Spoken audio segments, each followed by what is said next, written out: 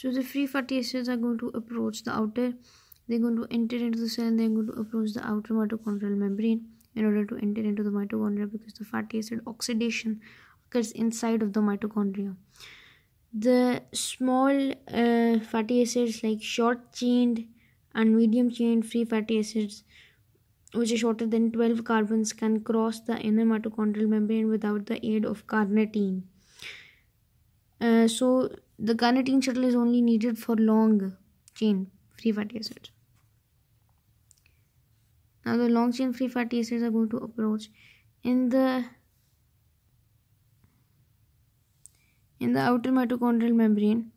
The free fatty acid is going to come in contact with this acyl-CoA synthetase enzyme.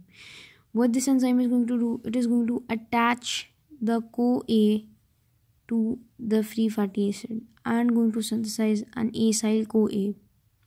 In this process, an ATP is used and it is converted into AMP and pyrophosphate. Pyrophosphate is just two phosphates which are linked together. It is like two phosphates which are linked together. This is pyrophosphate. And so here the free fatty acid has CoA attached to it. Now the thing is, the free fatty acid had a carboxyl group at the end. It was like OH, right? And it has now attached to the coenzyme SH. So what happens is that this H and this OH leave, and when you have this this part, this thing is called an acyl.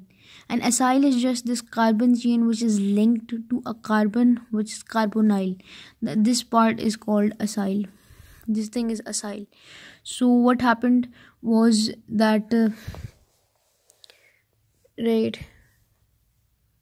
So what happened was that this was your fatty acid, and what happened is that this fatty acid had a C and a double bond O and O negative, but now this O negative was removed and here the coenzyme S was attached. So this hydrogen, this, right, and this is actually OH is going to be removed as water, and this thing, whole of this thing is going to attach here. So this is going to form your acyl-CoA, and acyl is because of this group, acyl-CoA, right? So you are going to form your acyl-CoA over here. The acyl-CoA is going to freely cross the outer mitochondrial membrane and come into the space in between the two membranes. So in this space, the acyl-CoA, this carnitine palmitoyl transferase 1 is going to again remove the CoA from that fatty acid, fatty acid which you converted into the acyl.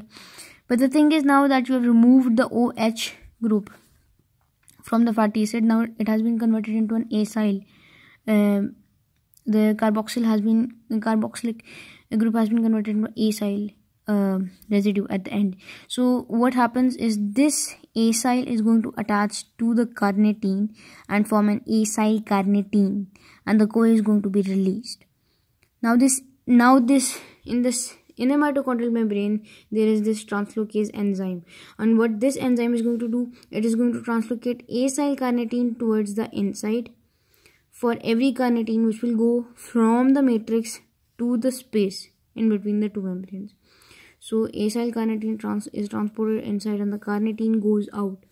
Now this acyl carnitine is acted upon by this enzyme, which is carnitine palmitoyl transferase 2, and what it is going to do is again to convert the acyl carnitine to carnitine and add CoA to regenerate the acyl CoA. So this acyl carnitine goes here, and the acyl carnitine is getting converted into your acyl CoA, and the CoA is going to add to this, and the carnitine is going to be removed, and this carnitine is again used for the translocation of another acyl carnitine residue to the inside, while this carnitine goes out. Now this acyl CoA is going to go into the beta oxidation, and the beta oxidation is going to occur in the mitochondrial matrix.